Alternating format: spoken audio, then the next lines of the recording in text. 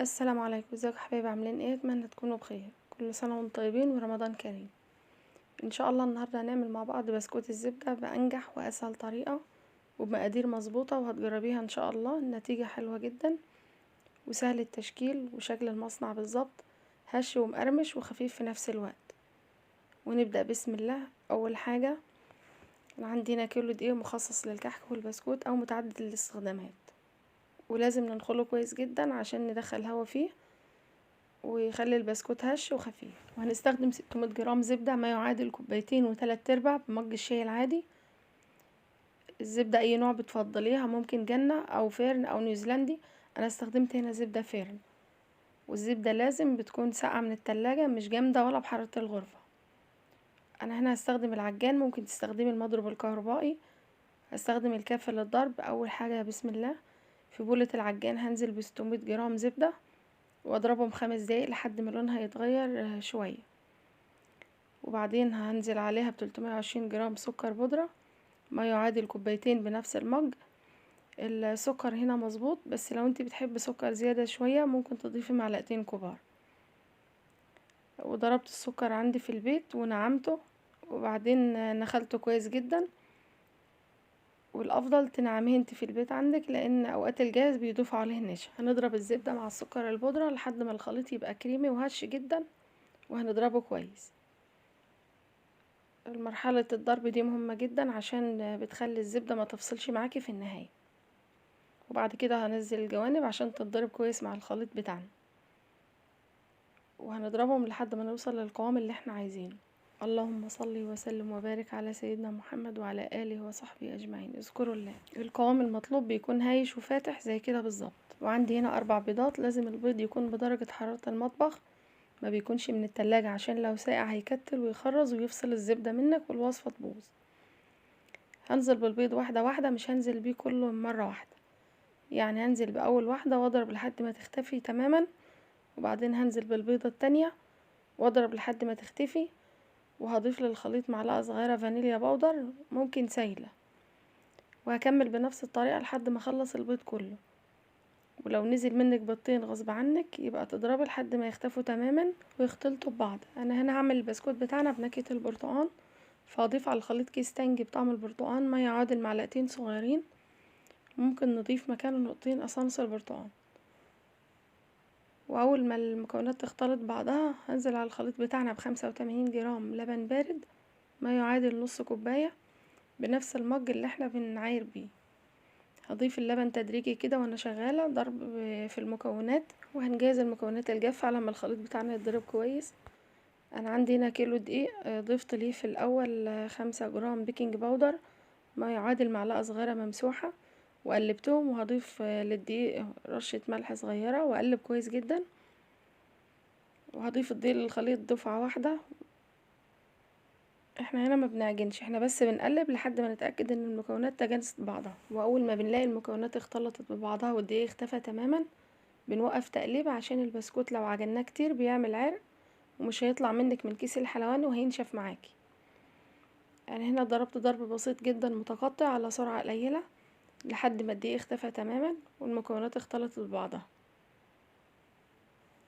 وهنلم جوانب العجينة عشان تتضرب مع بعضها كلها. ولو العجينة طلعت بتلزق منك، ممكن تزودي شوية دقيق صغيرين. لو ما بتلزقش يبقى كده تمام. هنلم العجينة بالاسباتولا، وكده بقت جاهزة معانا. وما تنسوش لايك واشتراك في القناة وتفعيل زر الجرس. وبعد ما قلبنا العجينة بتاعتنا كويس، هنلمها بالاسباتولا، وكده بقت جاهزة معانا. بسم الله ما شاء الله، زي ما انتم شايفين كده القوام ناعم وطري جدا. هنسيبها 10 دقايق بس ترتاح. وهعمل البسكوت في الكيس، مش هعمله في المكنة. وهنجهز حاجتنا. الإقماع دي اللي انا هشتغل بيها، ده قمع البسكوت بيبقى مبطط، بتشتريه من عند مستلزمات الحلواني او العطارة. هاتي قمع مشط وقمع بيتيفور، بيبقى زي قمع الاكلير بس صغير شوية. هنحط القمع في الكيس، وبعد كده هنحط الخليط في الكيس ونملى نصه، مش بنمليه كله عشان العجينة ما تسخنش في ايدي وانا بشتغل، وبتغير قوام العجينة. وهنخرج الهواء من الكيس اللي بيبقى جوه قلب العجينة، عشان البسكوتة ما تشققش من الجوانب. وما تحطيش في كمية كبيرة، نحط على قد الصاج بس. هنحط الكمية الباقية معانا في التلاجة لحد ما نخلص الصاج بتاعنا. عشان الزبدة ما تفصلش منك.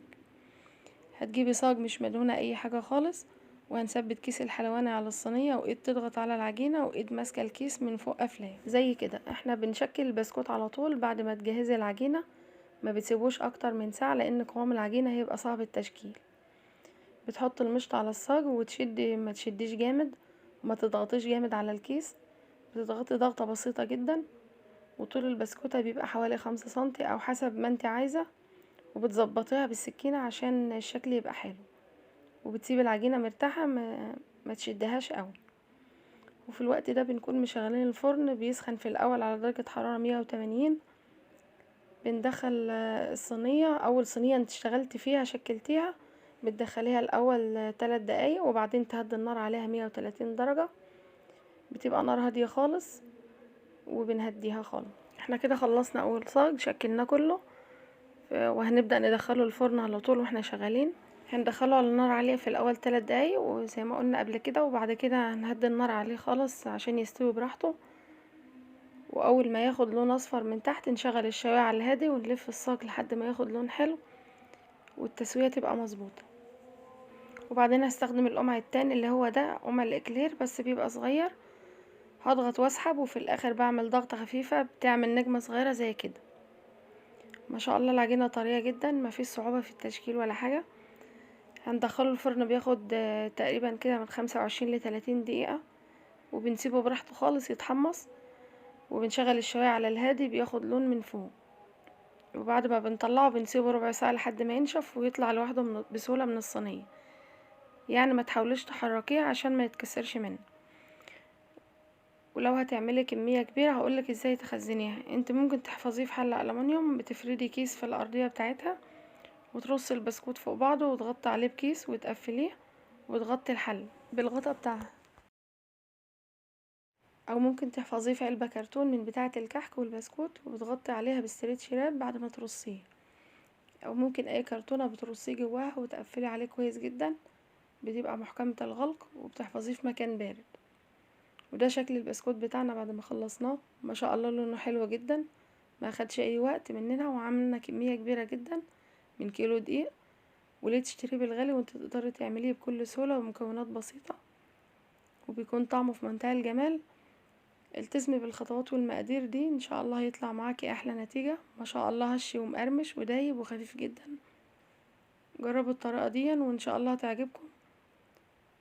وكل سنة وانتم طيبين والأمة الإسلامية بخير وصحة وسلامة وسعادة دايما يا رب.